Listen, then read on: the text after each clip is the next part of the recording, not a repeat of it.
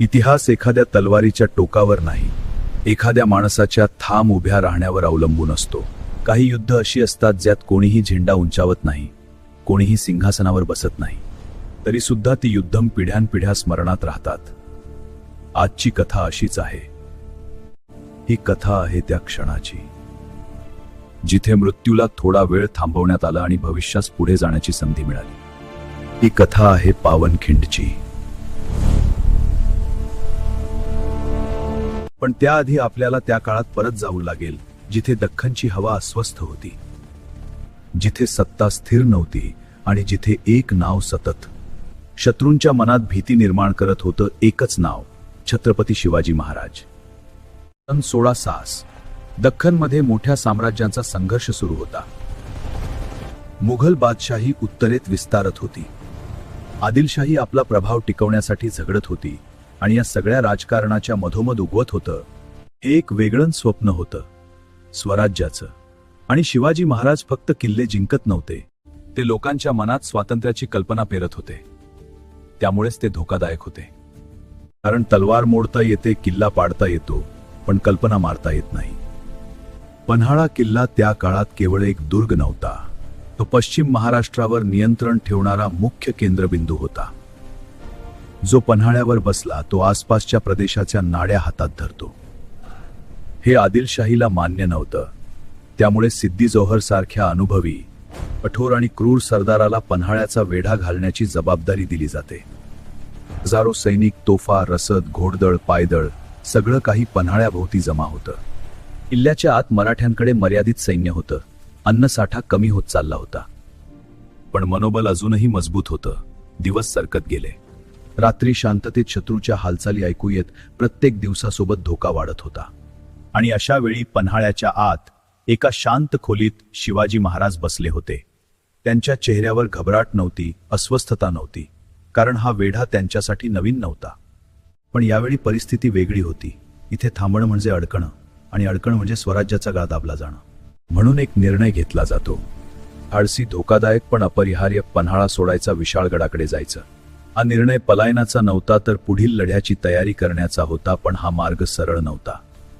पन्हाळा ते विशाळगडमध्ये येथे एक अरुंद डोंगरखिंड, दगडांनी भरलेली, वर उंच कडे, खाली खोल दरी. त्या खिंडीचं नाव होतं घोडखिंड. जर शत्रूने पाठलाग केला तर याच ठिकाणी थांबवावं लागणार होतं. पावसाळ्याची रात्र निवडली जाते, कारण पावसात आवाज विरघळतात, दृश्य अस्पष्ट होतं आणि निसर्ग स्वतःच रक्षणकर्ता बनतो.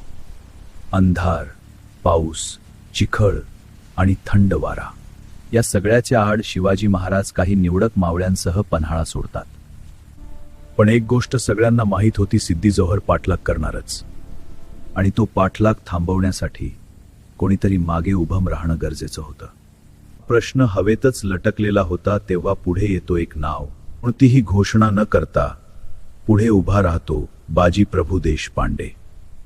त्यांच्या चेहऱ्यावर नाट्य नव्हतं, फक्त कर्तव्याची शांत जाणीव होती.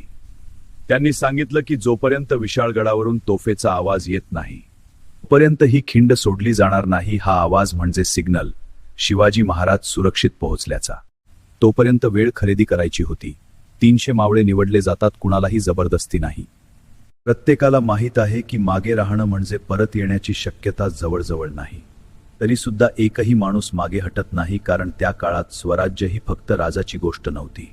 ती प्रत्येक मावळ्याची ओळख होती. पहाट होते, धुकन थोडं हलकन होतं, आणि आदिलशाहीची पहिली तुकडी खिंडीत शिरते. खिंड अरुंद आहे. एकाच वेळी थोडेच सैनिक पुढे येऊ शकतात. इथे संख्येचा पहिला वार होतो. हिला रक्त सांडतं, तलवारींचे आवाज खिंडीत घुमतात, घोडे अडखळतात. मराठे कमी आहेत आधी, पण प्रत्येक वारात ते वेळ कापत आहेत. शत्रू पडतो, पण मागून नवे सैनिक येतात. हा युद्ध नाही, हा घड्याळाविरुद्ध चाललेला संघर्ष आहे. आज जातात, मावळे जखमी होतात, थकतात, पण मागे सरकत नाहीत. बाजी प्रभूंच्या अंगावर एकामागोमाग एक वार होतो. रक्त वाहतं. सामान्य माणूस केव्हाच पडला असता, पण बाजी प्रभू उभे राहतात, कारण त्यांना माहीत आहे की जर ते पडले तर इतिहास पडेल. प्रत्येक मिनिट मोलाचा आहे. सूर्यवर चढतो, खिंड रक्ताने ओळसर होते आणि मावळे एक एक करून पडतात. पण प्रत्येक माणूस पडण्याआधी थोडा वेळ खरेदी करून जातो. शत्रू पुढे सरकतो, पण अपेक्षेपेक्षा फारच संथ, कारण प्रत्येक पाऊल त्याला महागात पडतं. आणि मग दुपारच्या सुमारास दूरवरून एक आवाज येतो. तो आवाज विजयाचा नाही, तो आवाज म्हणजे संदेश. शिवाजी महाराज विशाळ गडावर पोहोचले होते.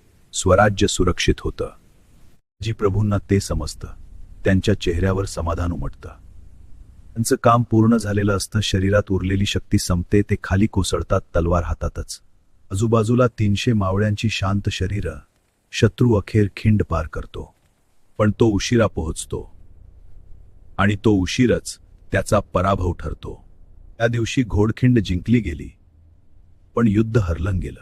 कारण राजा वाचलेला होता. स्वराज्य पुढे निघालेलं होतं. आणि म्हणून त्या दिवसानंतर घोडखिंड राहिली नाही. ती पावन झाली. पावनखिंड.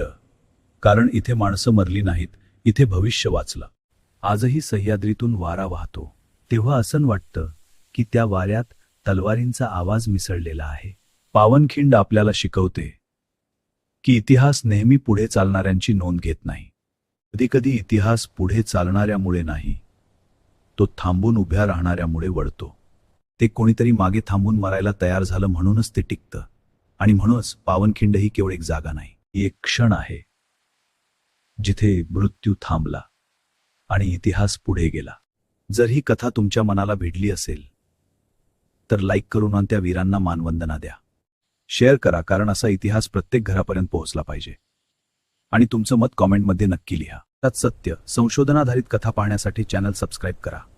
जय भवानी, जय शिवाजी.